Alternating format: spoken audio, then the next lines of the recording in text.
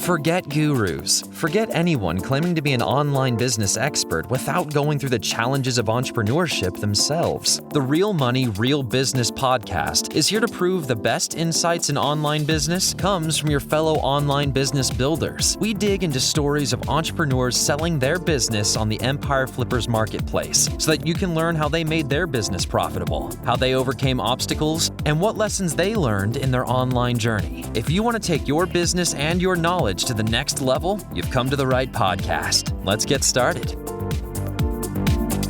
Hello everyone, welcome to the Real Money, Real Business podcast. I'm Craig, and today we have Ken on the show who's selling his Amazon Associates affiliate and display advertising business on the Empire Flippers marketplace.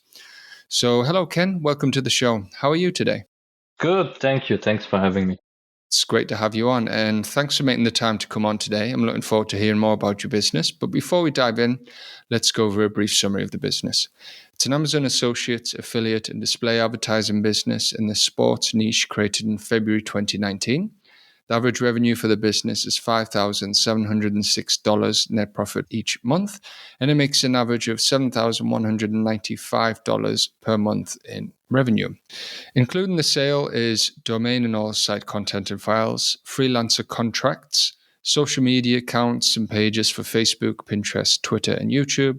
And we recommend interested buyers have an approved AdSense account to aid in a successful migration of the business.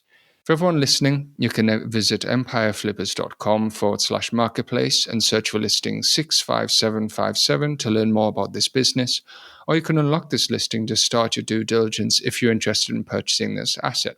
Okay, Ken, so now let's hear from you.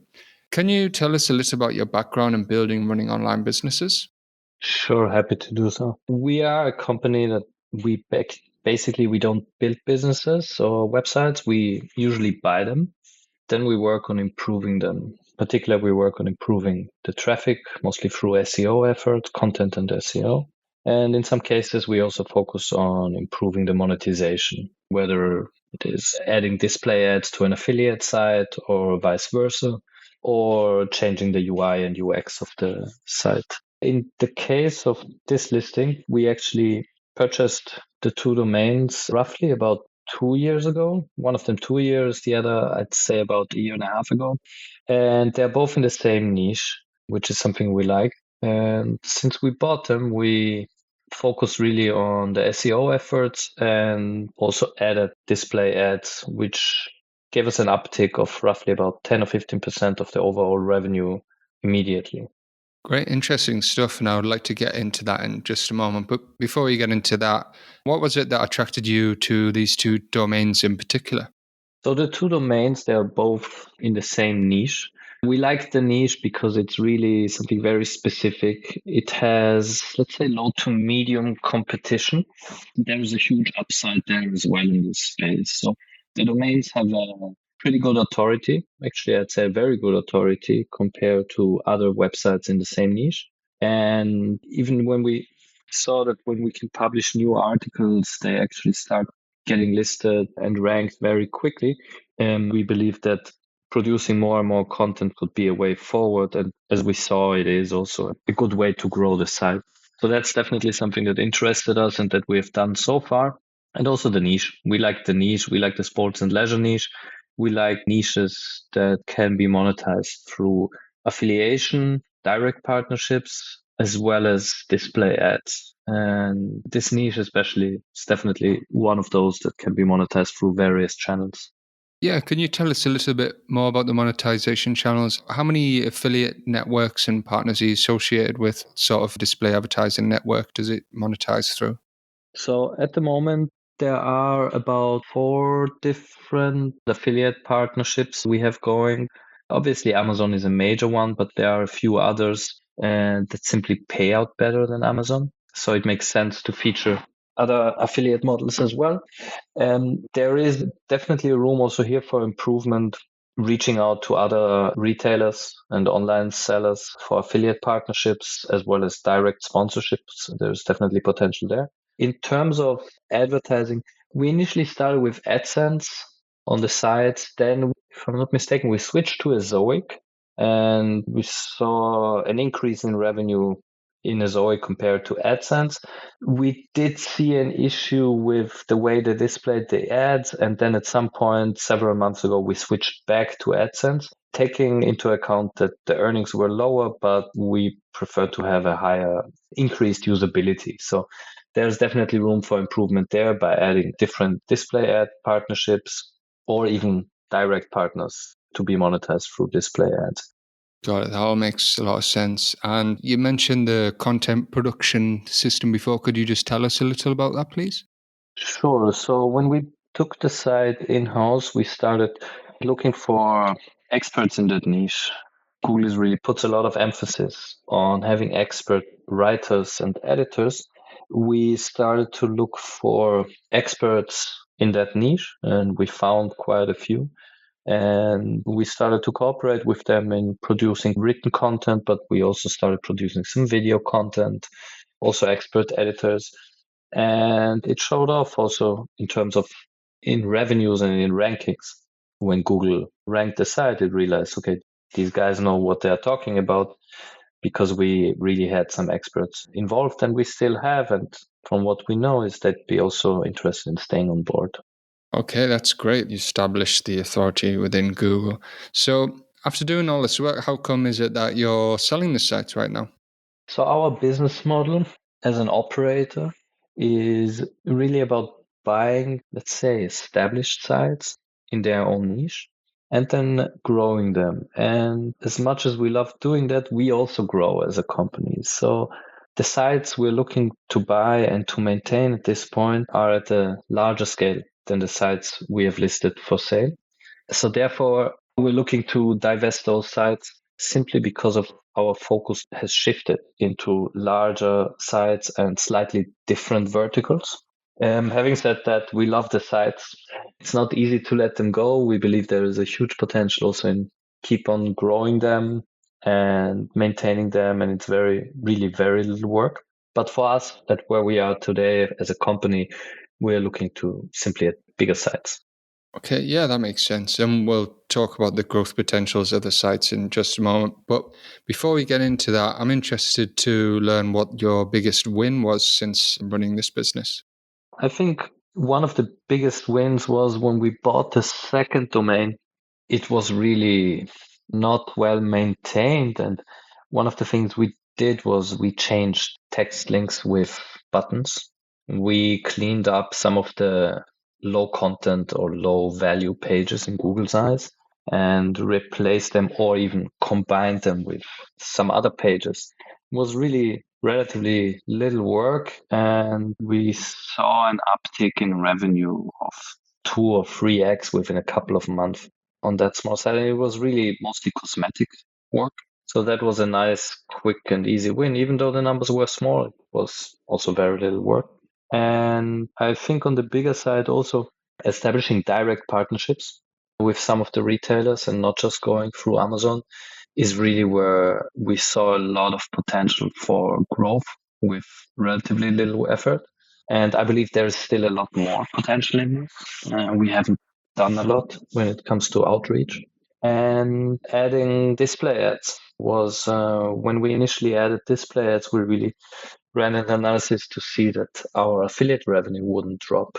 And we saw a negligible drop, I think less than 1% or so, of affiliate revenue, but we saw an uptick in additional display ad revenue of 10 to 20%. Oh, those are some impressive numbers. So on the other side of things, what would you say your biggest setback or challenge was? Well, I guess like with many Google or SEO focused sites, your biggest challenge and your biggest setback is always a Google update. There was a Google update where Google really started to rank some e-commerce sites higher up, depending on the keyword and the user intent. So that was quite a bit of a challenge because we were at, say, first position for some of the really high buying intent keywords on Google. And when Google made this update, then we got pushed down to third, fourth, or even fifth position. And obviously the impact of this can be enormous. So that was a challenge, and it's something that is a lot of times unexpected, but it's a challenge, and it took some time, but we were able to get back for those keywords on to the first position of the Google search results. Wow, great. And how did you do that? How did you navigate this challenge? I'd say it's really focused SEO strategy. So it's really a lot about content building and showing Google that you have the expertise in the field.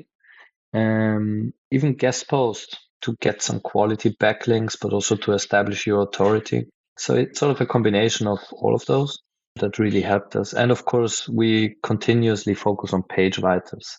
I do think there is also low-hanging fruit on one of the sites, improving the page vitals, because we haven't put enough emphasis on it there. But generally speaking, it's definitely should be a focus area. Got it. And yeah, about the SEO, have you invested much time in on-page SEO and building backlinks? On-page SEO, we do focus on. We didn't spend a lot of time on it because it's really very straightforward. We have a set process in place when we publish or optimize content, and it includes also on internal backlinking. But when it comes to guest posts or external link building, it was a minor, almost non-existing effort. I mean, we did it, but we did it on a very small scale, I'd say. Okay. And do you do any other types of marketing for the sites? Nothing paid, no paid marketing. Okay. Yeah. So we've touched upon most of the opportunities, but just to bring them all together and make buyers aware of what are the major opportunities for growth for this business? There's definitely opportunity, I'd say, first of all, in establishing direct partnerships with brands and or retailers in that niche, and simply are interested in getting more exposure, or in customers. Because in the end of the day, the numbers show that the site generates hundreds of thousands of dollars of revenues in monthly sales. So a potential buyer is definitely well advised to and make those direct partnerships and connections to retailers as well. Secondly, also going into other markets. So not just the main focus on the US audience, but also looking at several other markets. And for this niche, there are tremendous markets still out there where the competition is either non-existent or very low. So the site has the authority already to catch on in additional markets, and it should be a really sort of a quick win. Thirdly, optimizing the ad stack, whether it is the ad placements or working with networks or direct partners that simply pay more. At the moment, it's just AdSense, and AdSense really doesn't have the best payout. And then continuously working on the optimization and the SEO is definitely another part. And in terms of content, there is a big opportunity focusing on higher search volume keywords. So higher search volume keywords and monetizing more through ads is definitely another way. Yeah. And about the content creation process, do you come up with the keywords and provide them to the writers? How does that sort of content production process look like? How much content is produced monthly or weekly basis as well? It's single digits, very, very few articles. I don't have the exact number in my head, but I think it's 2, 3, or 4 articles a month. We are either producing newly or optimizing existing ones. So it's really very low.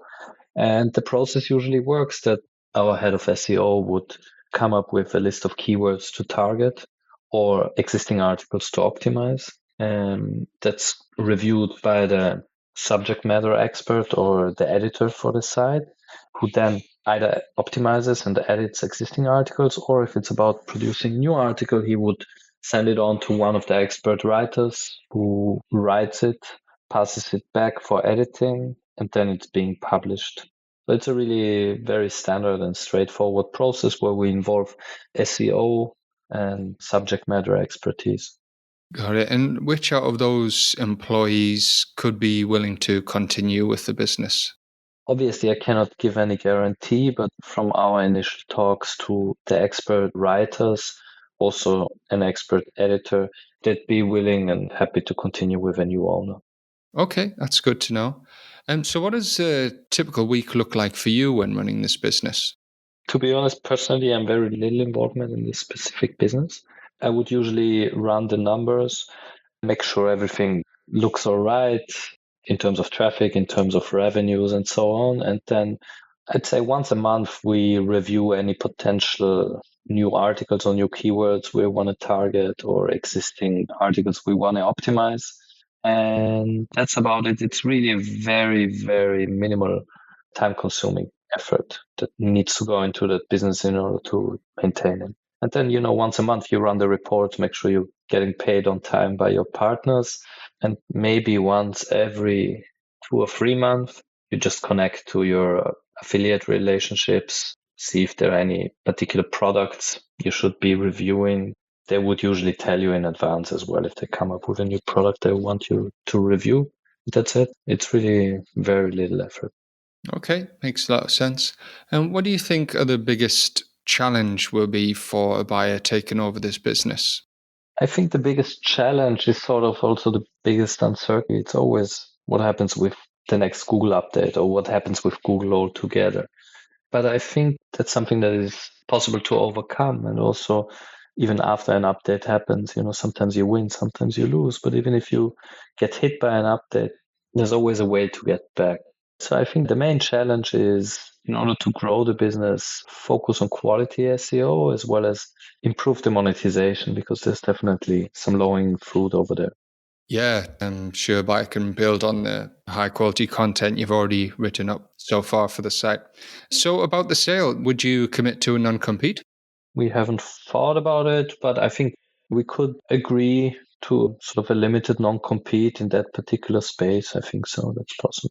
And how much support are you willing to offer buyers? We are by ourselves, so we know how important support is.